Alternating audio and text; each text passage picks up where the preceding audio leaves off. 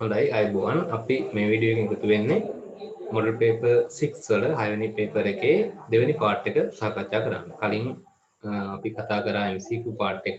ඒකේ ඔයගොල්ලෝ ලකුණු ටික බලාගෙන 50න් කීයද කියලා දාගෙන ඇති. දෙවෙනි එකෙත් ඒ වගේම අපි සාකච්ඡා කරමු. ස්ට්‍රක්චර්ඩ් එක ෆුල් මම ඩිස්කස් කරනවා. ඒ වගේම රචනා ප්‍රශ්න දෙකක් මේකෙදි ඩිස්කස් කරනවා. ඊටු දෙක PDF එකට දානවා.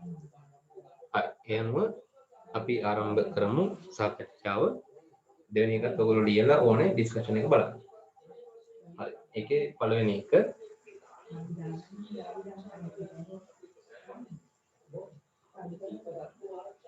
ජීවීන්ගේ ආවේනීය හා පරිණාමයේ වෙනස පැහැදිලි කරන්න. ඒතකොට මේක මුල්ම පාඩමෙන් ඔයගොල්ලෝ ගන්න ඕනේ දෙයක්. ඒක මෙහෙම ලියන්න ඕන උත්තරේ පොයින්ට්ස් වලට ලකුණු හම්බෙලා තියෙන්නේ. ආවේනීය කියන්නේ මොකක්ද කියන එක කියනවාට එක පොයින්ට් එකයි. ඥාන එක් පරම්පරාවක සිට අනෙක් පරම්පරාවට ගමන් කිරීම ආවේනීයයි. ප්‍රවේණික ද්‍රව්‍යවල කාලයට අනුව සිදුවන විකරණ වලට අනුව ජීවීන්ගේ වෙනස් වීම පරිණාමය. අන්න ඒ වෙනස ඔයගොල්ලෝ කියන්න ඕනේ. ඒ කියන්නේ ඥාන එක් පරම්පරාවක ඉඳලා අනෙක් පරම්පරාවට යනවා කියන එකට එක පොයින්ට් එකයි. ප්‍රවේණික ද්‍රව්‍ය වල කියන එකට එක පොයින්ට් එකයි. කාලයට අනුව සිදුවන විකරණ වලට කියන එකට එක පොයින්ට් එකයි. පොයින්ට් 3යි. ලකුණු 3යි. ජෛව බහුභාවිකයක් ලෙස ඔබ අරුත් ගන්නවන්නේ කොහොමද? මේක හරියටම නෝට් එකේ සමහරක් වෙලාවට නොතිබෙන්න පුළුවන් මේ අර්ථ තියෙනවා. මොකද ඔයගොල්ලන්ට පුළුවන් වෙන්න ඕනේ දෙයක් හදාගන්න. ඒක මෙහෙමයි ලියන්න ඕනේ. කැලොම් මේකක එහෙම නැත්නම් ඒකාංග කියන්න පුළුවන් කෙනෙකුට දහස් ගණනක් බන්ධන වලින් බැඳී බහුවෛවිකරණයෙන් ජීවි සංඝටක ලෙස ක්‍රියා කරන අණු. හරි? ඒ කියන්නේ කැලොම් මේකක දහස් ගණනක් බන්ධන වලින් බැඳිලා ජීවි සංඝටක ලෙස ක්‍රියා කරන අණු කියනකට එකයි එනවා ලකුණු දෙකයි. ජීවීන් තුළ ප්‍රවේණික තොරතුරු ගබඩා කිරීම සිදු කරන ජෛව බහුවෛවික මොනවාද? DNA. කවුරු හරි කෙනෙක් මෙතන RNA කියලා ලියනවා නම් ඒක වැරදි. ඒකට හේතුව ජීවීන් තුල සියලුම ජීවීන් තුල තියෙන DNA, RNA තියෙන වෛරස් තුල ඒක ජීවියෙක් විදිහට අපි ගන්නෙ නැහැ. හතරවෙනි එක tRNA බහුවෛවිකයක්ද කියලා අහනවා. ඒක සෑදියේදී තැනුම් ඒකකයේ අහනවා. බහුවෛවිකයක්ද? ඔව්. තැනුම් ඒකකයේ රයිබෝනියුක්ලියෝටයිඩ්. ලකුණු 2යි පොයින්ට්ස් 2කට. පහ tRNA කෘත්‍ය ප්‍රෝටීන සංශ්ලේෂණය සිදුවන ස්ථානය වෙත ඇමයිනෝ අම්ල පරිවහනය. ඒකට ලකුණු 1යි ඒ කෘත්‍යය කියනවා. ඊළඟට ජීවීන් තුල සහ එන්සයිම් ලෙස ක්‍රියා කරන නියුක්ලියෝටයිඩ් මොනවාද? සහ එන්සයිම් විදිහට ක්‍රියා කරන නියුක්ලියෝටයිඩ් විදිහට ඔයගොල්ලෝ ලියවෙන්න ඕනේ NAD+ I NADP+ A plus ලකුණ එහෙම ඕනේ. හරි ඒව නැතුව බෑ. ඊළඟට FAD කියන මේ තුන ඔයගොල්ලෝ සඳහන් කරලා තියෙන්න ඕනේ. ඒකට ලකුණු 3. ඊට පස්සේ B කොටසට යනවා. ඒතකොට ඒක එක ආනවා මෙහෙම රඩෝල්ෆ් වර්චෝ විද්‍යාඥයා සිදු කළ කාර්යභාරයන් දෙකක්. රඩෝල්ෆ් වර්චෝ ඔයගලන්ට පුරුදු තියෙන නම සෛල වාදය සම්බන්ධ විද්‍යාඥයෙක්යා. බලමු මේ කරුණු දෙක තමයි. එයා එකක් කිව්ව සියලු සෛල ඇති වෙන්නේ පෙරපැති සෛල වලින් කියන්නේ ඒක එක කාර්යයක්. ඊළඟ එක තමයි සෛල වාදය ඉදිරිපත් කිරීමට දායක වීම. එනවා පොයින්ට් දෙකට ලකුණු 2යි. සෝනස්ටිකා ප්‍රාග්නස්ටික කශිකාවල වෙනස්කම් දෙකක්. එකක් තමයි ශුද්ධ නාලිකා 9 සැකස්ම දරනවා සෝනස්ටිකයෝ. අරගොල්ලන්ගේ එහෙම දරන්නේ නැහැ. ඒ වගේම පටලයකින් ආවරණය වෙලා තියෙනවා සෝනස්ටිකෙන් කශිකාව. ප්‍රාග්නස්ටිකෙන්ගේ එහෙම නැහැ. යනවා ඒ පොයින්ට් දෙක ඔයගොල්ලෝ හරියට කියලා තියෙනවා නම් වෙනස්කම් දෙක ලකුණු 2යි. කැල්වින් චක්‍රයේ සිදුවෙන්නේ හරිස්ලවයේ කොහෙද කියලා අහනවා. පංජරයේ ලකුණු 1යි. කැල්වින් චක්‍රයේ සිදුවන ප්‍රධාන පියවර 3 නම් කරලා NADPH වැයවල පියවර මොකක්ද කියලා අහනවා. පියවර 3 තමයි කාබොක්සිල් කරණය, ඔක්සිහරණය, CO2 ප්‍රතිග්‍රාහකය පුනර්ජනනය නැත්නම් RUBP පුනර්ජනනය කිව්වත් හරි. NADPH වැයවන පියවර තමයි ඔක්සිහරණය පියවරේදී. මේකට මම ලකුණු 2 ගන්නවා. අර පියවර 3 නම් කරන ලකුණු 2යි NADPH වැයවන පියවර නම් කරන ලකුණු 2යි විදිහට ලකුණු 4ක් දීලා තියෙනවා. C3 ප්‍රභා ශ්වසනයේදී යෙදෙන නිෂ්ඵල සෑදෙන නිෂ්ඵල සංයෝගය මොකද්ද? ඒක හරියට ලියවෙන්න ඕනේ ඔයගොල්ලන්ගේ 2 ෆොස්ෆෝග්ලයිකොලේන් 2 ෆොස්ෆෝග්ලයිකොලේන්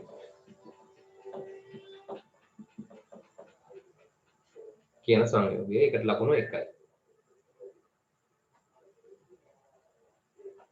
C4 ශාකවල පළමු ස්ථායි හා සංයෝගය හා කාබන් පරමාණු ගාන සංයෝගයේ ඔක්සලෝ ඇසිටේට් කාබන් ගාන 4යි. දැන් මේ වගේ ඒවා ලියනකොට ඔයගොල්ලෝ පුළුවන් තරම් ලියන එක හොඳයි වියෝගත් පේපර් එකේ සංකේත OAA කියලා දානවට වඩා අකුරෙන් ලියන එක හොඳයි. රචනා ප්‍රශ්නයක් වගේ ලියනවා නම් එකපාරක් ඕගොල්ලන්ට පුළුවන් ලියලා සංකේතය දාලා එතනින් පස්සේ ආය ආය කියන්න ඕන නම් OAA කියලා දාන්න. නමුත් මේ වියෝගත් එකට ලියද්දි පුළුවන් තරම් හුරු වෙන්න මේ වගේ සංකේත ATP වගේ එකක් දැම්මට ප්‍රශ්නයක් නැහැ. ඒක ලියන්න අවශ්‍ය නැහැ එම දිගම. නමුත් අර ඔක්සලෝ ඇසිටේට් ඒ වගේ නම් ලියන්න පුළුවන් සංයෝගවල වැඩි අපිට හුරු පුරුදු නැති සංයෝගවල නම් ලියන එක හොඳයි. රසායනික සංයෝගනේ ATP කියන්නේ ATP CO2 H2O ඒවා කමක් නැහැ අනිවාර්යෙන් ලියලින් දෙයක් නැහැ. කිසිම සංකේතයක් දාන්න ගැටලුවක් නැහැ. මේ වගේ සංයෝගවල සංකීර්ණ සංයෝගවල ටිකක් නම ලියන්න බලන්න. C පාර්ට් එක බලමු එකේ සෛල චක්‍රයේ මේ සිදුවන කලාව දක්වන්න කියනවා. කේන්ද්‍ර දේහයේ ද්විකරණය වෙන්නේ G2 කලාවේදී න්‍යෂ්ටි ආවරණයේ බිඳී යාම සිද්ධ වෙන්නේ පෙර යෝග කලාවේදී.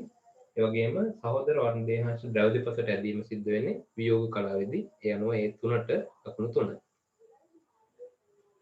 ඊළඟ දෙවෙනි පාර්ට් එකේ දෙවෙනි කොටස NAD සහ Fe2+ යනු සහසාධක වර්ගලු. මෙන්න දෙකේ වෙනස. මේ දෙකේ වෙනසක් තියෙනවා. කාගේද වෙනස තියෙන්නේ? NAD සහ Fe2+.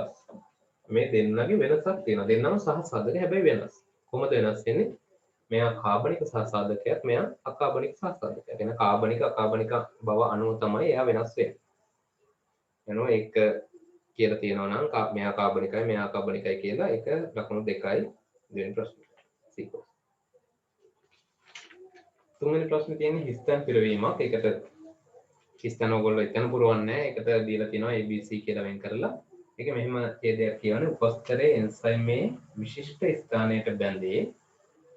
ඒ සක්‍රීය ස්ථානය නම් වේ. ඇමයිනෝ ආම්ල කිහිපයක් පමණක් මගින් එය සාදයි. අනෙක් ඇමයිනෝ ආම්ල මගින් BB කියලා දෙකම තියෙනවානේ. එන්සයිමේ C කියන්නේ හැඩය පවත්වා ගනී. ඔන්න ඔය විදිහට ඒ තුන එන්න ඕනේ. A විශිෂ්ට, B ඇමයිනෝ ආම්ල, C හැඩය. ඒ තුනට ලකුණු 3. 4 තරංකාරී නිෂේධක කියන්නේ මොනවද කියනවා? ඒකෙදි මෙන් පොයින්ට් දෙක එන්න ඕනේ. එන්සයිමේ සක්‍රීය ස්ථානයේ සඳහා කියලා දෙක පොයින්ට් එකයි. උපස්තරයේ සමග වර්ණීය ලෙස තරං කරන නිෂේධක ඒක පොයින්ට් එකක්. එනවා පොයින්ට් දෙකට ලකුණු 2යි. සෛලීය ස්වායු ශ්වසනයේ වැඩිම ATP ප්‍රමාණය නිපදවන පියවර සඳහන් කර එය සෛලයේ සිදුවන ස්ථානය ලියා දක්වන්න. පියවර තමයි ඉලෙක්ට්‍රෝන පරිවහන දාමය. ඒකට 1යි. ස්ථානය මයිටොකොන්ඩ්‍රියා අභ්‍යන්තර පටලයේ මියර කියනකට 1යි.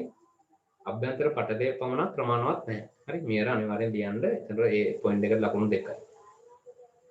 6 නිර්වායු ශ්වසනයේදී අවසාන හයිඩ්‍රජන් ප්‍රතිග්‍රාහකය විය හැකි සංයෝග මොනවාද? විය හැකි සංයෝග මොනවාද කියලා අහන්නේ. ඇසිටල්ඩිහයිඩ් වෙන්න පුළුවන්, පයිරුවේට් වෙන්න පුළුවන්, ලැක්ටික් අම්ල පැසීමදී යනවා ඒ දෙකට 2යි. එතිල් මධ්‍යසාර පැසීම ග්ලූකෝස් වල සිට එතිල් මධ්‍යසාරය දක්වා සෑදෙන සංයෝග පිළිවෙලින් ලියන්න.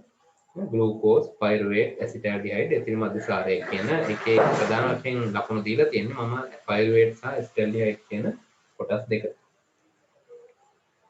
යන උත්තරේ එතනින් C කොටස ඉවරයි. ලකුණු 40ක් තියෙනවා. 40 වැඩි කිරීම 2.5.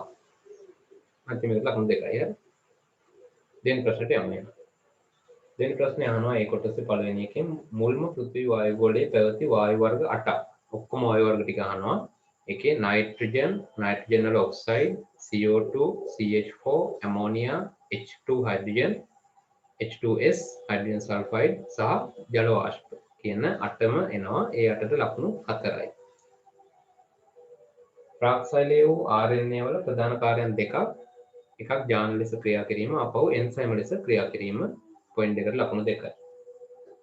මීසොසොයික යුගයේ ශාකවල පැවැත්ම ගැන කිව හැකි ප්‍රධාන කරුණු මොනවාද? දැන් ඕවා තමයි අර කෙලින්ම තියරිය අහන්නේ නැති තැන. දැන් ඔයගොල්ලන්ට පුළුවන් මේ මොකක් හරි අර්ධකයන් ප්‍රභා සංශ්ලේෂණ කුමක්ද නැත්නම් එන්සයිමයක් යන කුමක්ද කියලා අහුවොත් උත්තරයක් දෙන්න කෙලින්ම. මේ වගේ ඒවා පොඩ්ඩක් හිතලා ඕනේ උත්තරයක් දෙන්න. මීසොසොයික යුගයේ ශාක ගැන අහන්නේ. මෙහෙම වෙන්න ඕනේ. ප්‍රමුඛ ශාක ලෙස විවෘත බීජක ශාක පැවතුණා නැත්නම් හේතුදර ශාක පැවතුණා කියලා කියන්න පුළුවන් විශේෂ කරලා. ඒ වගේම අනිත් කාරණාව තමයි සපුෂ්ප ශාක බිහිවීම හා විවිධාංගීකරණය සිදුවීම. ඒතර ශාක ගැන කියද්දි මේ යුගයේ ප්‍රධාන කාර්යයන් දෙකක් තමයි ඔය සිදුවීම් දෙක. ඒකට ලකුණු 2යි. බීජ ශාක වලට ප්‍රධාන වංශ 4 ආනවා. ඒ වගේ ලේසි ඒවා සයිකඩෝෆයිටා, කොනිෆෙරෝෆයිටා, නීටෝෆයිටා, ඇන්තෝෆයිටා. ඒවා ඉංග්‍රීසි වලින් ලියුවත් ප්‍රශ්නයක් නෑ. ඉංග්‍රීසි වල නම් ලියද්දී අකුරු ඔය පොඩ්ඩක් එහා මෙහා වුණා කියලා ලොකු ප්‍රශ්නයක් වෙන්නේ නෑ. මොකද වංශ වල නම්නේ. එම්බෙන්න සිංහල ලියන්න සයිකඩෝෆයිටා, කොනිෆෙරෝෆයිටා, නීටෝෆයිටා, ඇන්තෝෆයිටා කියන වංශ 4යි අහන්නේ. ඒකට ලකුණු 2යි. හරි. 4ක් නෑ ලකුණු 2යි ඒකට හම්බ වෙන්නේ. එකනොඩර්මැටාවන්ගේ සැකිල්ල කෙසේ වේද? ඒතර කෙටියෙන් ඒක හඳුන්වන්නයි තියෙන්නේ. ඒක අන්තක් සැකිල්ල පළක වලින් සෑදිලා තියෙනවා. තුනී අපිටර්මෙන් ආවරණය වෙලා තියෙනවා. ඒකේ මම ලකුණු දීලා තියෙන්නේ අන්තක් සැකිල්ලක් කියන එකටයි පළක වලින් සෑදිලා තියෙනවා කියන එකටයි විතරයි. ලකුණු දෙකක් එතන එනවා. බාහිර සංසේචනය පෙන්වන කෝඩේටා වර්ග දෙකයි තියෙන ප්‍රධාන වශයෙන් ඔස්ටේක්ටියස් සහ ඇම්ෆීබියා යන ලකුණු දෙකයි. පළමුව ශීර්ෂණයක් පෙන්වන වංශය ඇන්ඩිඩා ලකුණු 1යි. ඊට පස්සේ B පාර්ට් එක අත්‍යවශ්‍ය පෝෂක ලෙස සලකන්නේ මොනවද?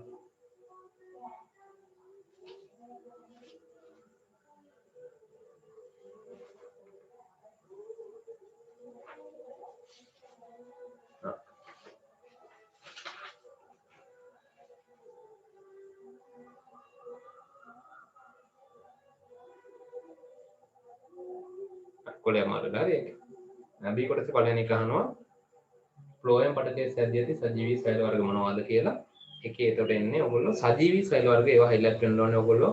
බැරි වෙලා හරි මේවට ඍණ ලකුණු දෙන්නත් පුළුවන් සමහරක් අවස්ථාවල. හැමතිස්සෙම නෑ ගොඩක් වෙලාවට ඍණ ලකුණු දෙනවා කියනවා. සජීවී සෛල වර්ග මොනවද? ක්ලෝයමීය පෙනරන ලේඛක, ඊට පස්සේ සහචර සෛල, ක්ලෝයමීය මෘදුස්තර කියන සෛල වර්ග 3 ලකුණු 3යි. අපායනය ලෙස හඳුන්වන්නේ කොමක්ද කියනවා? සුක්‍රෝස් හර කිරීම සිදුවන මුල් ආකන්ද බල්බ වැනි කොටස්. ඒතකොට ඒක දල වශයෙන් හඳුන්වනකොට එක ලකුණක් දීලා තියෙනවා අපායනය හඳුන්වනකොට. ඊළඟට පෙනරන ඒකක ක්ලෝයම් පරිසංක්‍රමණයේ කාර්යක්ෂම සිදුවීමට පෙන්වන අනුවර්තන දෙකක්.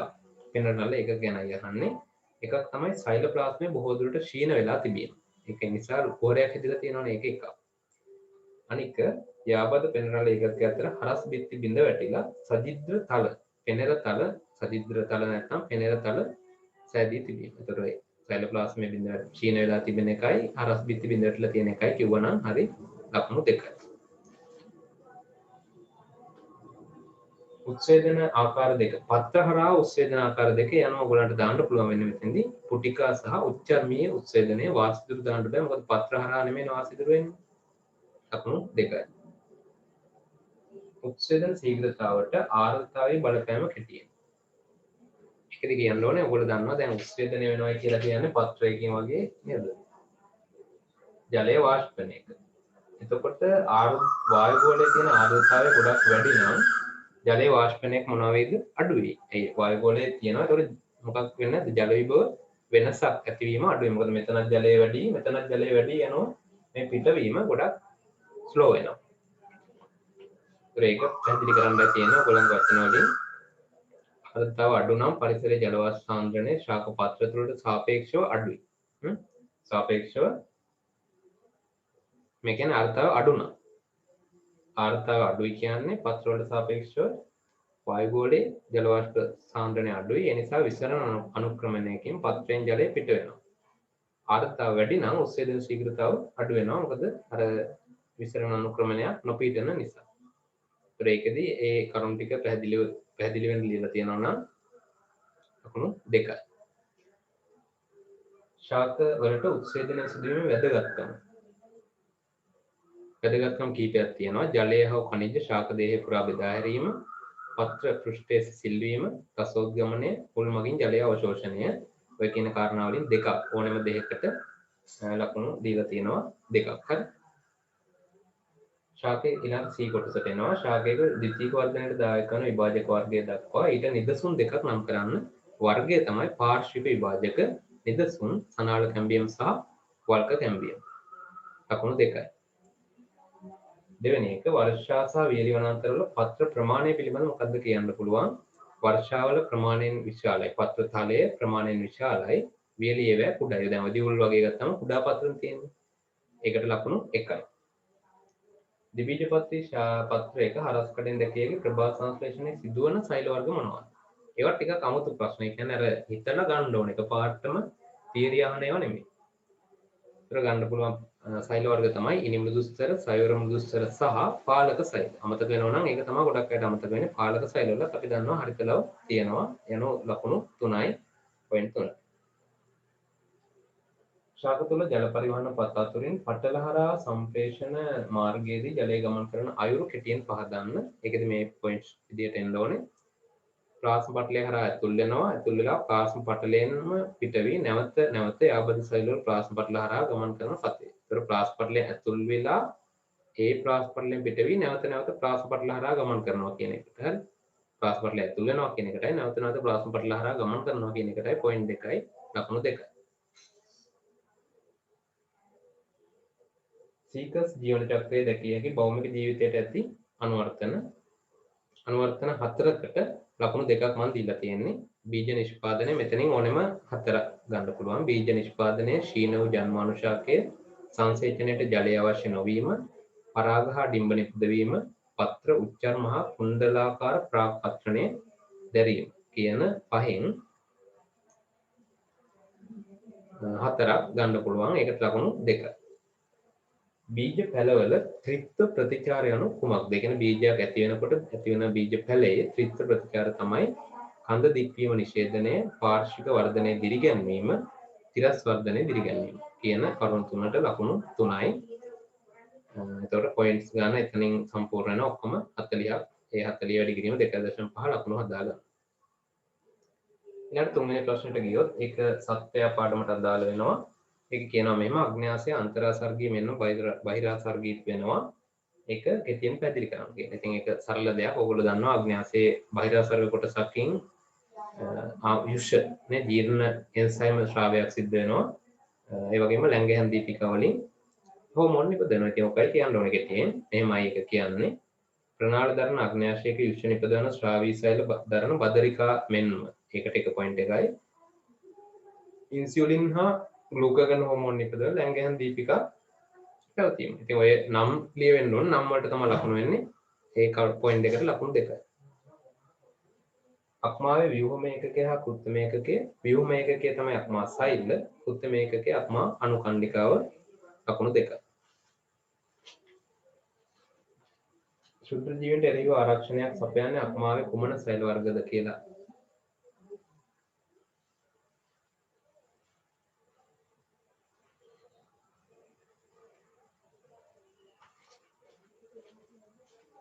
පොඩි මේකට තියෙනවා. හරි ඒක පිටුමාරු වෙලා ටිකක් හරි ඒක ගැටලුවක් නැහැ. මගේ පිටුමාරු වෙලා හරි.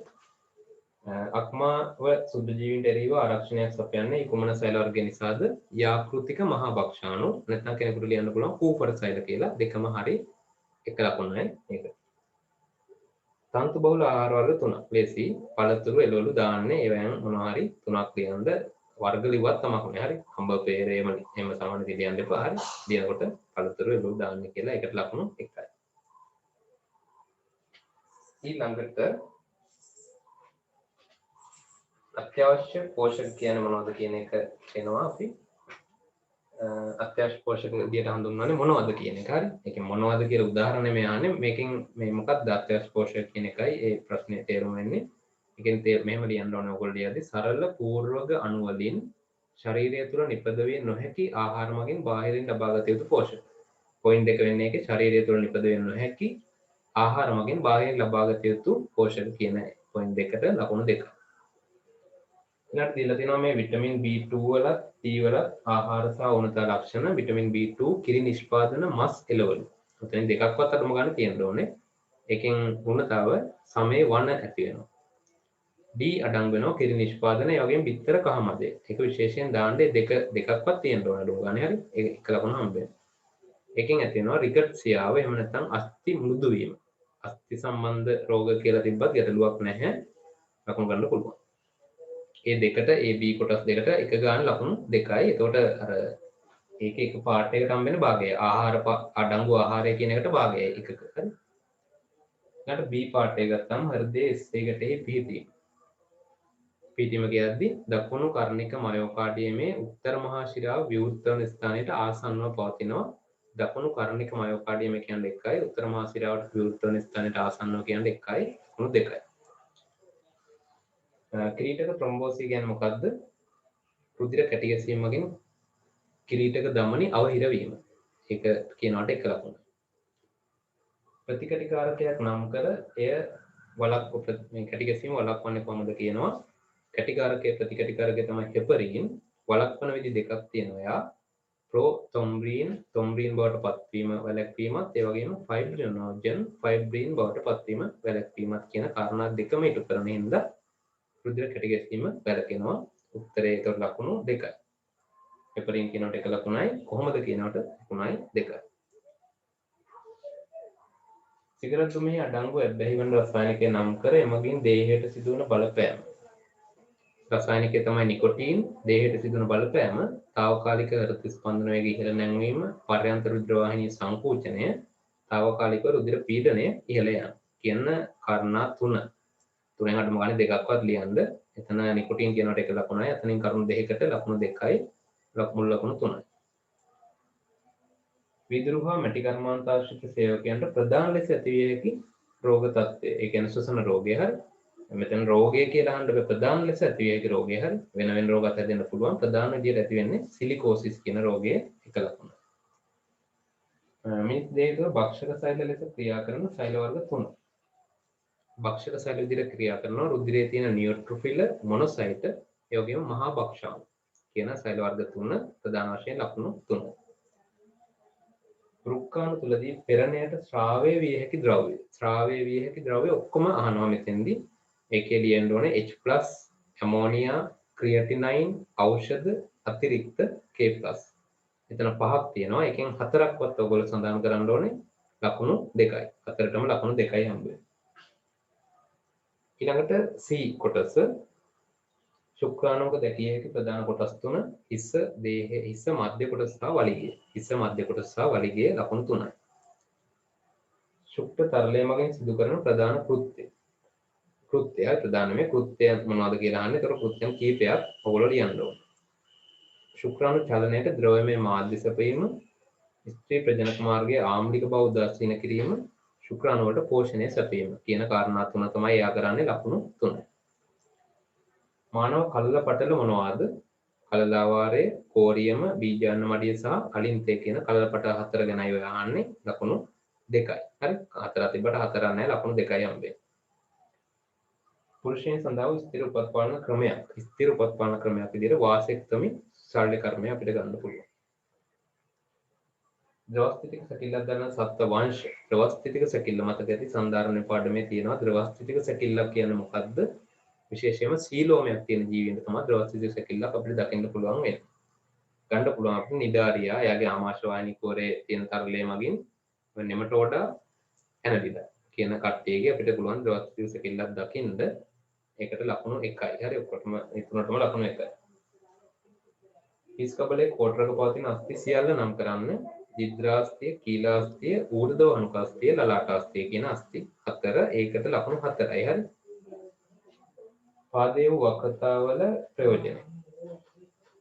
සෘජුරියවේදී ඇවිදීමේදී එකතැන සිටින විට දේහයේ බර පාද ඔස්සේ සමානව ව්‍යාප්ත කිරීම. ඒ අර සෘජුරියව ඇවිදීම එකතැන සිටින විට කියනකොට 1.1යි. පාදයේ ඔස්සේ සමානව බර ව්‍යාප්ත කරනකොට 1.1යි ලකුණු 2යි. එතකොට යනවා දෙවෙනි තුන්වෙනි ප්‍රශ්නේ සම්පූර්ණ වෙනවා. ඒකට ලකුණු ඔක්කොම 40කට සූදානම් කරලා තියෙන්නේ. 40 වැඩි කිරීම 2.5 100ක් වෙනවා. ඊට පස්සේ මේකේ පෙළවල සටනක් ඕගලන්ට හම්බ වෙනවා. ඒකේ මුලින්ම අහනවා මෙහෙම.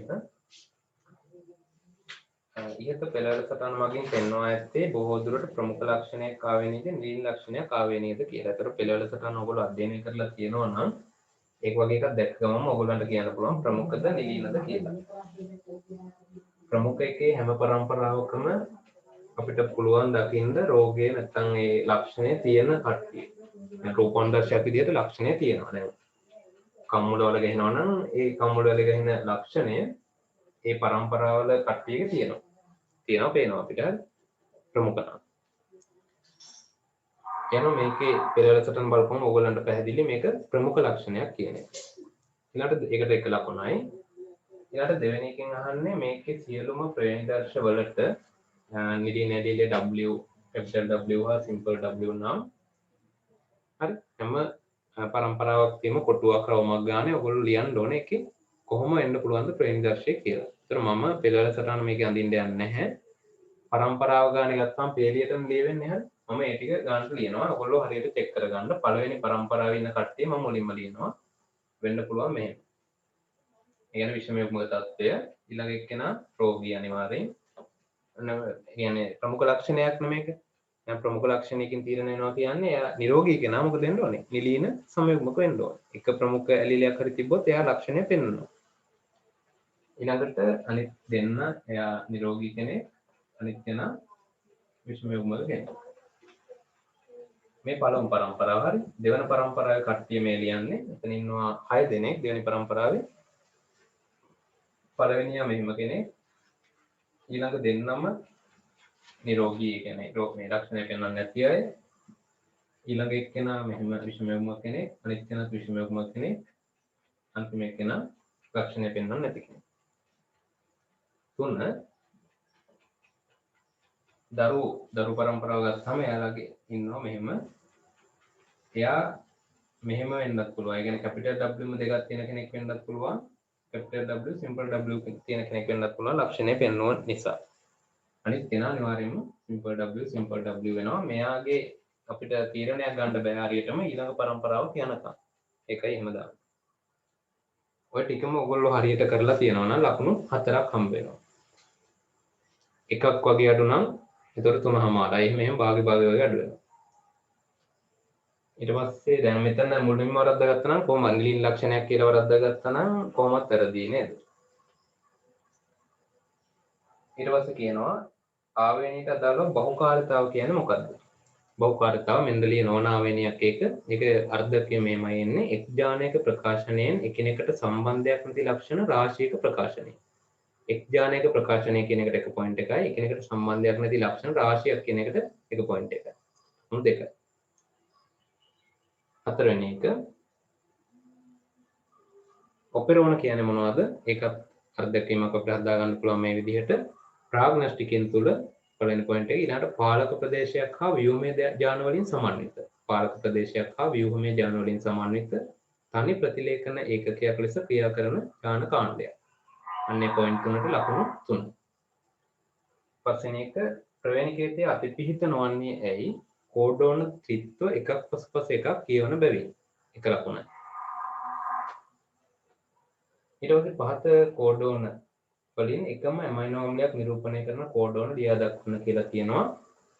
ඒතර ඔය වගේ සටහනක් දුන්නාම ඔයගොල්ලන්ට පැහැදිලි වෙනවා. අපි අර විකෘති වලදී එහෙම කතා කරනවා මෙහෙම කතාවක්. අපි දන්නවා අනිවාර්යයෙන්ම සමහරක් වෙලාවට එක ඇමයිනෝ අම්ලයක් තීරණය කරන කෝඩෝන කීපයක් තියෙන්න පුළුවන්. යනවා මෙතන අපි ගත්තොත් ඔයාලට දක්වන්න පුළුවන් වෙනවා CU කියන සංකලනයෙන් ඊළඟ අකුර වෙනස් වෙන තැන CU දෙකක් තියෙනවා. ඒ කියන්නේ පළවෙනි එකයි දෙවෙනි එකයි සමානයි. මෙයා වෙනස් වෙලා බොහෝ වෙලාවට එකම ඇමයිනෝ අම්ලයක් තීරණය කරන්න පුළුවන්. හරි. යනවා උත්තරයට ගන්න CU සහ CUA කියන මෙන්න මේ සංකලන දෙක. ඒක ලියලා පෙන්වන්න ඕන වෙනම ඒකට ලකුණු 2. මිනිසාගේ දෛහික වර්ණ දේහයක විෂම ගුණතාවයෙන් හටගන්නා ප්‍රවේණික ආබාධයක් ඒවා කීවදේ මතක් වෙන්න ඕන ටක් ගාලා ඩවුන් සහ ලක්ෂණ. එකට එක ලකුණ. ප්‍රතිවර්තී ප්‍රතිලේඛනය කියන්නේ මොකද්ද? RNA අච්චුවක් මත අනුපූරක භස්ම යුගලනය කරමින් DNA අණුවක් නිපද වෙනවා. RNA අණුවක් මත DNA අණුවක් සංශ්ලේෂණය තමයි වෙන්නේ. ලකුණු 1යි. ඊට පස්සේ B කොටස පටන් ගන්නවා. පාරිසරික නිකේතනය කියන්නේ මොකද්ද? යම් ජීවියෙක් පරිසර පද්ධතිය තුළ ඉටු කරන විශේෂිත වූ කාර්යභාරය. එක ලකුණයි. ඊට පස්සේ ආහාර දාමයක ශාක භක්ෂකයෙකු පැවතිය හැකි පෝෂී මට්ටම හා පරිභෝජික මට්ටම පිළිවෙලින් නම් කරන්න. ඒතකොට මේ වගේ එක ආහාර දාමයක ඔයගොල්ලෝ ඇඳ ගන්න එක වඩා හොඳයි. දැන් අපි කියමු තනකොළ ඊළඟට ඒව කනවා පළඟැටිය ඒව කනවා ගෙම්බා ඒව කනවා සර්පයා. යනවා මෙයා තමයි පාරිභෝජික මට්ටම විදිහට ගත්තොත් මෙයා පළමු පාරිභෝජිකය, මෙයා දෙවන පාරිභෝජිකය, මෙයා තුන්වන පාරිභෝජිකය, මෙයා හතරවන පාරිභෝජිකය. පෝෂී මට්ටම ගත්තොත් පළමු පෝෂී මට්ටම, දෙවන පෝෂී මට්ටම, තුන්වෙනි පෝෂී මට්ටම, හතරවෙනි පෝෂී මට්ටම. එහෙනම් මෙතන අහන්නේ ශාක භක්ෂකයේ ඉන්න පුළුවන් පෝෂී මට්ටම සහ පාරිභෝජික මට්ටම.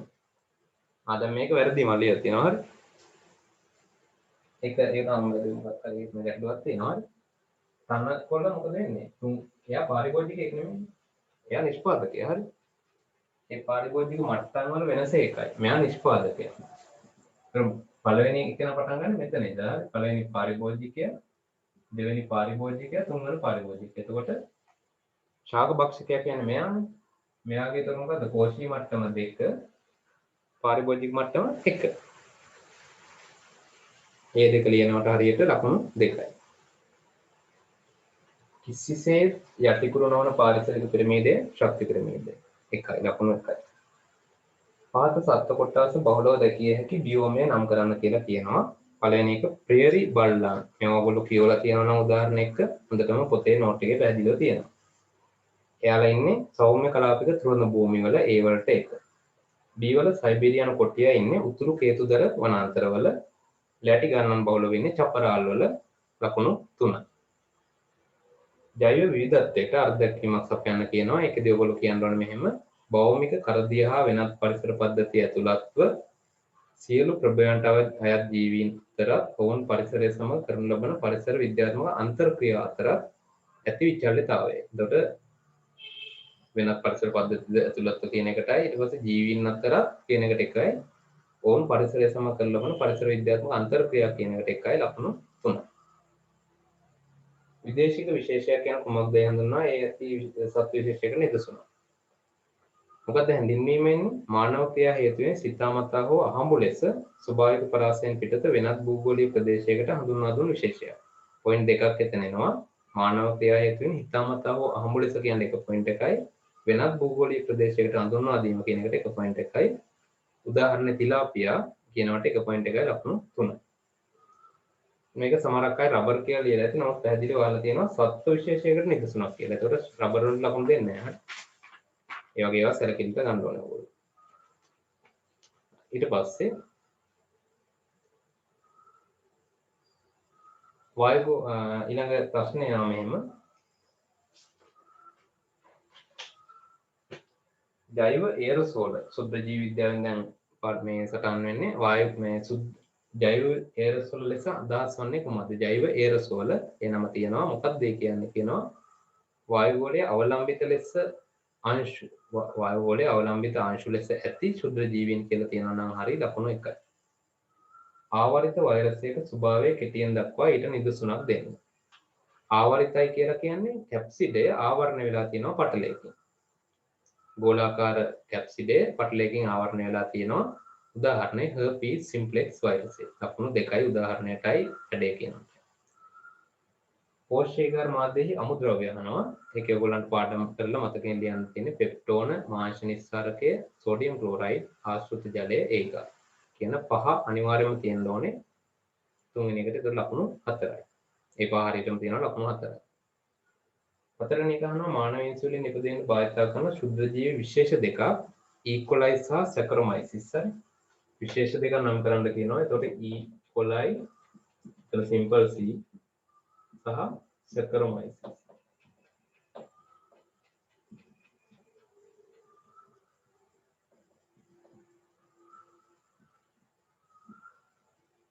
දිග නම ලියුවත් සැකරොමයිසිස් නැත්නම් සැකරොමයිසිස් SP කියලා දැම්මත් ඒ ප්‍රමාණවත් වෙනවා.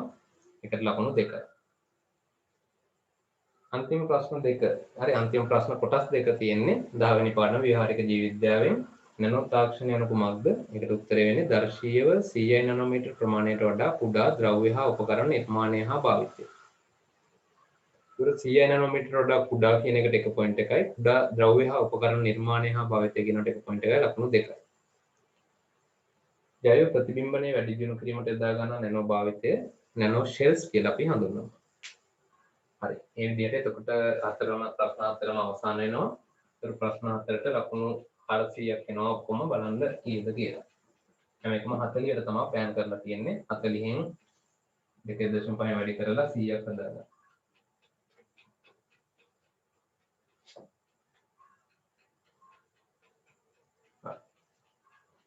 මේක අපි සාකච්ඡා කරමු. පළවෙනි ප්‍රශ්නේත් ඒ වගේම තුන්වෙනි ප්‍රශ්නේ. හරි. එසේ පාර්ට් එකට අපි යන්නේ. එසේ වල පළවෙනි ප්‍රශ්නේ තියෙන්නේ මෙතන කොටස් දෙකකට තියෙන DNA වල වොට්සන් ක්‍රික් ආකෘතිය විස්තර කරන්න කියලා. ඒතර මේකෙදී ඔයගොල්ලෝ රූප සටහන් දෙකක් ප්‍රධාන වශයෙන් අඳින්න ඕනේ. ඒක අනිවාර්යෙන් අඳින්න. මෙන්න මේ රූප සටහන් දෙක. රූප සටහන් අඳින්න ඉතාම කෙටි වෙලාවක ඔයගොල්ලන්ට හැකියතා කෙටි වෙලාවක් ගන්න, ලොකු වෙලාවක් ගන්න එපා. විනාඩි හරි 5කටත් අඩු කාලයකින් පුළුවන් තරම් රූප සටහන අඳින්න බලන්න. මේක ලස්සන වෙන්න, ඉතා පැහැදිලි වෙන්න එහෙම අවශ්‍යතාවයක් නැහැ. මේක විතරක් මදි වෙයි. අනිත් එකත් අපි අඳිමු. ඒකට ඕකටත් ඕගොල්ලන්ට හොඳයි. හරි. මම මේ පංචාස්ත්‍ර වගේ දාගන්නවා ටික. ඊට පස්සේ සම්බන්ධ කරන්න තියෙන්නේ.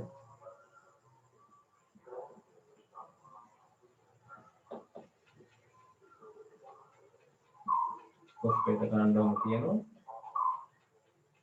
මේකත් එක්ක සම්බන්ධයි. මේක කොස්පේට ගන්නේ මෙහෙම සම්බන්ධයි.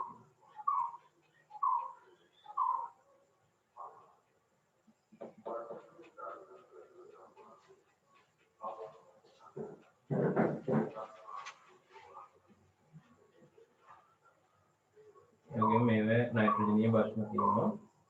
ඒ ටික කෙටියෙන් දාගන්න තියෙනවා. එතකොට මේවටත් ඔයගොල්ලන්ට පුළුවන් ඇඩෙනීන්, තයමීන්, ගුවනීන්, සයිටෝසින්, අයඩිනීන්, තයමීන් කියලා ඔන්න ඔයගොල්ලන්ට දාන්න. ඒකට වඩා පැහැදිලි වෙනවා බලනගෙනාට. එයා හොඳට දන්නවා කියලා මේ ගැන. හරි. සුගර් කාණ්ඩ F කියලා අපිට ඔන්නන් ලකුණු කරන්න පුළුවන්. ඒව ගැටලුවක් නැහැ. ලකුණු කරේ නැහැ කියලා ප්‍රශ්නයක් නැහැ. මේ පැත්තට උට OH දිශාව ගත්තාම මේක මේ 5 අන්තය මේ 3 අන්තය මේ 5 අන්තය මේ පැත්තේ මේ පැත්තේ මෙන්න මේ රූප සටහන් දෙක ඉක්මනින් ඔයගොල්ලෝ සටහන් කරගන්න. දැන් මට අඳින විනාඩි 5ක් ගියේ නැන්නේ මේ රූප සටහන් දෙකම. මේ තමයි දිත්‍යලික්සිය view එක. මේ තමයි මෙයාගේ රසායනික view එක. එහෙනම් මේ රූප සටහන් දෙකටත් මම ලකුණු වෙන් කරලා තියෙනවා. ඒකයි යන්නේ. හරි. ඊට පස්සේ මම AB කොටස් දෙකට පිළිවෙලින් කියාගෙන යනවා මොනවද එන්න ඕනේ කරුණු කියලා. පොයින්ට් 1 නවත්ත කියන්නේ පොයින්ට් වලින් ඔයගොල්ලෝ හරියට ඒක අල්ලගෙන ලකුණු දාගන්න. රොසලින් ෆ්‍රැන්ක්ලින් ලබාගත් X-ray ස්පටික විද්‍යාදත්ත මගින් වොට්සන් හා ක්‍රික් විසින් ඉදිරිපත් කරන ලදී. ඩීօක්සිරයිබෝනියුක්ලියෝටයිඩ් ෆොස්ෆොඩයිස්ටර් බන්ධන මගින් බැඳී බහුඅවයවීකරණයෙන් ද්විත්ව හෙලික්සිය DNA සෑදේ. හෙලික්සේ එක් දඟරයක් තුළ භස්ම යුගල් 10කි. ඩීऑක්සිරයිබෝනියුක්ලියෝටයිඩ් ෆොස්ෆේට කාණ්ඩයක්, නයිට්‍රජනීය භස්ම කාණ්ඩයක් හා පෙන්ටෝස් සීනි කාණ්ඩයකින් යුක්තයි. පෙන්ටෝස් සීනි ලෙස ඩීऑක්සිරයිබෝස්ද නයිට්‍රජනීය භස්ම ලෙස වලලු දෙකක් සහිත පියුරීන වන ඇඩිනීන් හා ගුවනීන්ද වලලු එකක් සහිත පිරිමිඩීන වන තයමීන් හා සයිටෝසින්ද ඇත. මේවා අනුපූරක ලෙස යුගලනය වේ. ඇඩිනීන් හා තයමීන් H බන්ධන දෙකකින්ද ගුවනීන් හා සයිටෝසින් H බන්ධන 3කින්ද බැඳේ. දාම දෙක එකිනෙකින් ප්‍රති සමාන්තරයි. එනම් එක් දාමයක් 3 to 5 හා අනෙක 5 to 3 ලෙසයි. ඒක ඔයගොල්ලෝ මෙහෙම ලියවනම් හරියට ලියද්දි 3 to 5 5 to 3 කොහොම ලියද්දි ඔහොම ලියන්න හරි. එතන ඉඳලා මම කියවා යනවා DNA ඇඹරුණු ඉනිමගකට අනුරූප වේ. එහි අත්කල ලෙස සීනි ෆොස්ෆේට පොඳුනා රටියක් පියගැට ලෙස නයිට්‍රජනීය භස්මත් ක්‍රියා කරයි. DNA රේඛීය අණුව. ඔන්න පොයින්ට්ස් ටික ඒ කොටසට අදාළව පොයින්ට්ස් 24ක් තියෙනවා. බලන්න එකෙන් කීයද කියලා. ඊළඟට මෙතන කියනවා ඊළඟ එක සෛල තුළ විවිධ RNA වර්ගවල ව්‍යුහය හා කෘත්‍ය කෙටියෙන් පැහැදිලි කරන්න. ඒ කියන්නේ අර දෙවෙනි පාඩමේ RNA ගැන තියෙන සම්පූර්ණ නෝට් එක වගේ මෙතෙන්දී ඔයගොල්ලෝ ලියන්න ඕන. ඔන්න B කොටසට මම කියන්න පටන් ගන්නවා. නවත්ත කියන්නේ පොයින්ට්ස් තමයි නවත්තන්නේ. RNA තනිපට අණුවේ රයිබෝස් සීනිදරයි ෆොස්ෆේට කාණ්ඩ නයිට්‍රජනීය භස්ම ලෙස ඇඩෙනීන් ගුවැනීන් සයිටෝසින් හා යුරසිල් ඇත. සෛල තුල ප්‍රධාන වර්ග තුනකි. පණිවිඩකාරක mRNA, සංක්‍රාමී tRNA, රයිබෝසෝම RNA ලෙස rRNA තුනක් නේ පොයින්ට් තුනක් එක. ඊළඟට mRNA රේඛීය වේ. සෛල තුල අඩුවෙන් වූ RNA වර්ගයයි DNA වල ප්‍රවේණික තොරතුරු පිටපත් කිරීම හා න්‍යෂ්ටි ප්ලාස්මයේ සිට න්‍යෂ්ටික ජිද්‍ර හරහා රයිබෝසෝම වෙත ප්‍රවේණික තොරතුරු පරිවහන කරයි. tRNA කුඩාම RNA වර්ගය. රේඛීය වේ. කුඩු තුනක ව්‍යුහයක් සාදයි. ඇමයිනෝ ආම්ල සම්බන්ධ වීමට ස්ථාන හා ප්‍රතිකෝඩෝනයක් දරයි. එකම අණුවේ භස්ම අතර අනුපූරක යුගලනය ඇත. ත්‍රිමාන ව්‍යුහයක් දරයි. රයිබෝසෝම වෙත ඇමයිනෝ ආම්ල පරිවහනය කරයි. rRNA බහුලතම RNA වර්ගයයි. සංකීර්ණ අක්‍රමවත් ව්‍යුහයක් ඇත. ප්‍රෝටීන සෑදීමට ස්ථාන සපයයි. ඔන්න එකේ පොයින්ට්ස් 23. ඒතර ඒකේ පොයින්ට්ස් 23යි අරක පොයින්ට් 24යි ඔක්කොම 47යි. ඊටු ටික එන්නේ රූප සටහන් දෙකට. මේ රූපයට එනවා ලකුණු 3, මේ රූපයට එනවා ලකුණු 6ක්. ඒතර ඒකත් සෑහෙන වාසියක් නේද? රූප සටහන් දෙක හරියට අඳගත්තොත් එතන ලකුණු ප්‍රමාණයක් එනවා. ඒ අනුව අර පොයින්ට්ස් 44 3 ගානේ එතන ලකුණු 141ක් එනවා. රූප සටහන් දෙකේ ලකුණුත් එක්ක 150 හැදෙනවා ගන්න. ඊට පස්සේ දෙවෙනි ප්‍රශ්නේ මම සාකච්ඡා කරන්නේ නැහැ. ඒක ඕගොල්ලන්ට දෙවෙනි ප්‍රශ්නේ තමයි සාකච්ඡා කරන්නේ. මානව කොටස ව්‍යුහය මම සාකච්ඡා කරනවා. රූපයක් හඳින්න ඕන නිසා රූපේ නෑ. අපි මෙහෙම කරමු.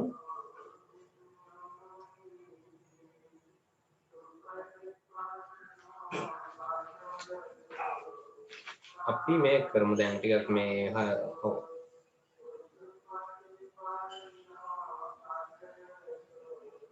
තුන්වෙනි ප්‍රශ්නේ කරමු මේකේ. දෙවෙනි ප්‍රශ්නේ තියෙන්නේ මානව ඩිම්බකෝෂයේ ව්‍යුහය විස්තර කරන්න. ඒක මම පැහැදිලිව ඇඳලා පොතේ තියෙන නෝට් එකමනේ. ඒකයි ඊට පස්සේ කාන්තාවගේ අන්ඩෝත්භවය පිළිබඳ විස්තරයක් ලියන්න කියන කොටස් දෙක. ඒක ඔයගොල්ලන්ට හදා ගන්න පුළුවන්. ඒක මාකින් එක මම දානවා PDF එකක්. තුන්වෙනි ප්‍රශ්නේ මම ඩිස්කස් කරනවා දැන්. ඒක කියන්නේ පාංශු ශුද්ධ ජීවීන්ගේ ස්වභාවය, ව්‍යාප්තිය හා කාර්යභාරය ගැන කෙටි හැඳින්වීමක්. ඒක මේ පාංශු ශුද්ධ ජීවීන් ආරම්භ කරන තැන පොඩි හැඳින්වීමක් තියෙනවා. ඒකට අදාළ කරුණු ටික තමයි බලාපොරොත්තු වෙන්නේ මෙතෙන්දී. දෙවෙනි එක නයිට්‍රජන් චක්‍රය. හරි ඒ කොටස බලමු අපි ඉක්මනින්. පොයින්ට්ස් එක මම කියවා යනවා. ඒකේ වැඩි පොයින්ට්ස් නෑ. පසේ ගැඹුරට යත්ම ශුද්ධ ජීවි විවිධත්වය වැඩි වේ. පළමු සෙන්ටිමීටර කිහිපය තුල කියන එකත් ඒකේ අන්තර්ගත වෙන්න ඕනේ. තමයි මේ 1 පොයින්ට් එකයි කිව්වේ. මතු පිට විශාල ලෙස බැක්ටීරියා ප්‍රජාවන් නැත. ඉන් තවත් ගැඹුරට යත්ම සුදු ජීව සංඛ්‍යාව ශීඝ්‍ර ලෙස අඩු වේ. දිලීර ඇල්ගී ප්‍රොටසෝවා හා බැක්ටීරියා අධිරාජධානියට අයත් ඇක්ටිනොමයිසිටිස් වැනි ජීවීන්ද වේ. පස මගින් අවකාශයේ khනිජ පෝෂක කාබනික ද්‍රව්‍ය ආදිය ද ජලය කාබන් ඩයොක්සයිඩ් O2 හා නයිට්‍රජන් ද සපයයි. ඒ ටිකට ලකුණු පොයින්ට්ස් 9යි හරි. ඊළඟට B කොටස තියෙන්නේ නයිට්‍රජන් චක්‍රය. ඒක තමයි වැඩි පොයින්ට්ස් ප්‍රමාණයක් තියෙන්නේ. ඒක බලමු අපි කොහොමද පොයින්ට්ස් එන්නේ කියලා. ජීවීන්ට ප්‍රෝටීන, නියුක්ලියික් අම්ල ආදී නිපදවීමට වායුගෝලීය නයිට්‍රජන් 80ක් පමණ තිබුණද ජෛව විද්‍යාත්මකව එය ලබාගත නොහැක. ඇතැම් ක්ෂුද්‍රජීවී කාණ්ඩ අණුක නයිට්‍රජන්, ඇමෝනියා, නයිට්‍රේට්, නයිට්‍රයිට් ආදී ප්‍රයෝජ්‍ය තත්ත්ව සාදයි. N2 චක්‍රයේ ප්‍රධාන පියවර 4කි. 1. ඇමෝනීකරණය, මල, ශාක හා සත්ව කාබනික ද්‍රව්‍ය බහිස්සෛලීය ප්‍රෝටියොලිටික් එන්සයිම මගින් ඇමයිනෝ අම්ල බවට පත් කර ක්ෂුද්‍ර ජීව සෛල තුළට ගෙන ඇමෝනියා සාධන පියවරයි. තෙතපසේදී ඇමෝනියා ඇමෝනියම් ප්ලස් බවට පත් වේ. ඇමෝනියම් බවට පත් වේ. හරි. පොයින්ට් එක. වියලි පසේදී ඇමෝනියා වේගයෙන් වායුගෝලයට නිකුත් වේ. 2. නයිට්‍රීකරණය. නයිට්‍රීකාරී බැක්ටීරියා මගින් ඇමෝනියම් වල N නයිට්‍රේට් බවට. මේක මෙහෙමයි එන්නේ. කියලා පෙන්නන්න ටිකක්. මෙහෙමයි කියන්නේ ඇමෝනියම් වල නයිට්‍රජන් මොන බවටද? නයිට්‍රේට් බවට. ඒකයි කිව්වේ හරි ඇමෝනියම් වල නයිට්‍රජන් නයිට්‍රේට් බවට. ඔක්සිකරණය කරයි. ඒක වෙනම පොයින්ට් එකක්. හරි නයිට්‍රේට් බවට කියන එකට එක පොයින්ට් එකක්. ඔක්සිකරණය කරයි කියන එකට තව පොයින්ට් එකක්. පළමුව නයිට්‍රෝසොමනාස් මගින්. ඒ ජීවීන්ගේ නම් මෙතෙන්දී වැදගත් වෙනවා. සුද්ධ ජීව විද්‍යාව ප්‍රශ්න ලියද්දී නයිට්‍රෝසොමනාස්. තව සුද්ධ ජීවීක ඉන්නවා නයිට්‍රෝබැක්ටර්.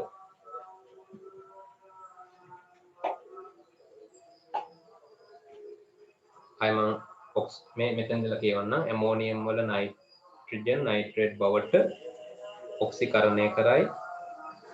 පළමුව නයිට්‍රෝසොමනාස් මගින් ඇමෝනියම් නයිට්‍රයිට් බවටත් NO2- නයිට්‍රයිට් බවටත්, දෙවනුව නයිට්‍රෝබැක්ටර් මගින් නයිට්‍රයිට් නයිට්‍රේට් බවටත් හරි නයිට්‍රයිට් නයිට්‍රේට් බවටත් පත් කරයි කියන එක එනවා. නයිට්‍රයිට් හා නයිට්‍රේට් ශාක මගින් අවශෝෂණය කරයි.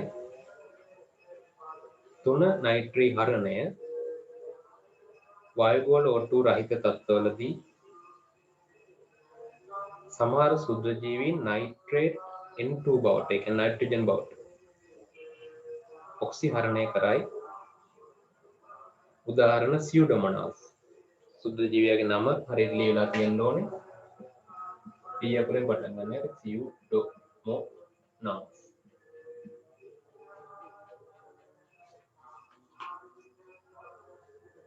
මෙය මෙන්න මේ පිළිවෙල අනුව හරි NO3- NO2- ඊළඟට N2O N2 මෙන්න මේ පිළිවෙල අනුව තමයි මේ ඔක්සිහරණය එකපාර සිද්ධ වෙනව නෙමෙයි. නයිට්‍රේට් නයිට්‍රේට් බවටත් ඊට පස්සේ N2O බවටත් N2 බවටත් පත් වෙන ක්‍රමක්‍රමයෙන්. කවුද ඒක කරන්නේ? සියුඩොමොනාස්. පියවර වලින් සිදුවේ එතන ඉඳලා ජල බරිත පස්සේ නිතර සිදුවේ. එමගින් වායුගෝලයට නයිට්‍රජන් නිකුත් වී පස්සේ N2 ප්‍රමාණය අඩු වේ. 4. නයිට්‍රජන් තිර කිරීම. නයිට්‍රජන් ඇමෝනියා බවට පත් කිරීම සිදුවේ. මෙවන් ජීවීන් නයිට්‍රජනේස් එන්සයිමය දරයි. ඔක්සිජන් මගින් එන්සයිම අක්‍රිය වේ. නිදැලිවාසී බැක්ටීරියා හා සයන බැක්ටීරියා ලෙස නම් එන්නේ හරි නම් එනේව මම ලියනවා. ඇසොටෝබැක්ටර් SP. මේකත් එක්ක ඕනනම් කෙනෙකුට ලියන්න පුළුවන් ක්ලොස්ට්‍රීඩියම් දෙකෙන් කෝක ලිව්වත් හරියයි. මේ කියන්නේ කාටද උදාහරණේ? නිදැලිවාසී බැක්ටීරියාවන්ට උදාහරණ එක්ක ඇසොටෝබැක්ටර් කියන එක නැත්නම් ක්ලොස්ට්‍රීඩියම් කියන එකෙන් දෙකෙන් එකක් තිබුණාම ලකුණු හම්බ වෙනවා ඒ පොයින්ට් එකට. සාන බැක්ටීරියා ලෙස වෙනම ලියන්න ඕනේ ඔයගොල්ලෝ. ඒකට වෙනම පොයින්ට් එකක් හම්බ වෙනවා නොස්ටෝ. සහජීවී කට්ටියට උදාහරණ සහජීවී බැක්ටීරියා සයනොබැක්ටීරියා කියන එක පොයින්ට් එකට මම අරගෙන තියෙන්නේ. උදාහරණ මම වෙන් කරලා අරගෙන තියෙනවා. සහජීවී බැක්ටීරියාවට උදාහරණ විදියට ඔයාලට දාන්න පුළුවන් රයිසෝබියම්. මතක තියාගන්න රයිසෝබියම් දාලා නිකන් ඉන්න බෑ. අනිවාර්යෙන් සහජීවී නම් රයිසෝබියම් හා රනිල ශාක මුල් කියලා ලියන්න ඕනේ. හරි. මේ දෙකම එකතුව තමයි ලකුණු හම්බෙන්නේ. නැත්නම් හම්බෙන්නේ නැහැ. සයනොබැක්ටීරියාවන්ට සහජීවී වන කෙනෙක් උදාහරණයක් ඇන්න බීන සහ ඇසොල්ලා පර්ණාංගය ගන්න පුළුවන්. අවසාන එක ලයිකනද නයිට්‍රජන් තිර කරයි. ඔන්න එතකොට නයිට්‍රජන් චක්‍රයට අදාළ පොයින්ට්ස් සියල්ලම සම්පූර්ණයි. ඒ අනුව එතන පොයින්ට්ස් තියෙනවා 42ක්. කලින් තිබ්බ පොයින්ට්ස් 9ක්. 42යි 9යි ආසන්නව 151ක් එනවා. ඒ 51න් 50ක්මයි ගන්නෙ. ඒ 50 වැඩි කිරීම 3 150ක් වෙනවා. හරි. ඒ අනුව ඔයගොල්ලන්ට පුළුවන් ඊට පස්සේ බලන්න මේකේ PDF එකක් මම දාලා තියෙනවා. මේකට අදාළ ඉතුරු ප්‍රශ්න දෙකේ කියන්නේ මානව ඩිම්බ කෝෂයේ ව්‍යුහයේ ප්‍රශ්නේ කෙටි සටහන් ප්‍රශ්නේ මම PDF එකක් විදියට ඒ උත්තරේ දාලා තියෙනවා. ඒකේ මාකින් එක ඔයගොල්ලන්ට බලා ගන්න පුළුවන්. ලකුණු දා ගන්න පුළුවන්. ඒ දාගෙන ඔයගොල්ලෝ චෙක් කරගන්න ඔයගොල්ලන්ගේ ලකුණු මට්ටම කොහොමද කියලා සෙකන්ඩ් පේපර් එක සඳහා 1000න් එන්නේ කීයද කියලා බලලා ඒක 20න් බෙදලායි 70 ලකුණු ගන්න එන්නේ. උඩ අඩු වෙයි. ඒ අනුව බලන්න. එතකොට MCQ එකයි මේකයි දැන් 6 වෙනි එක විශේෂ පේපර් එකක්. ඒකට හේතුව අපි පේපර් ක්ලාස් එකේ කරන පළවෙනි ෆුල් පේපර් එක. මුළු සිලබස් එකම හදපු පේපර් එක 6 වෙනි පේපර් එක. මෙතනින් එහාට එන 7 8 9 10 කියන පේපර්ස් හතරම ෆුල් පේපර්ස් වෙනවා. එහෙනම් ඒවට රෙඩි වෙන්න. ඒවා කරන එක උඩක් හොඳයි ඔයගොල්ලන්ට. කෙලින්ම විභාග පේපර් එකක් හා සමානයි මේ පේපර්ස්. හරි. එහෙනම් අපි 7 වෙනි පේපර් එකේ හම්බ වෙනකන් ආපහු සියලු දෙනාටම බයි.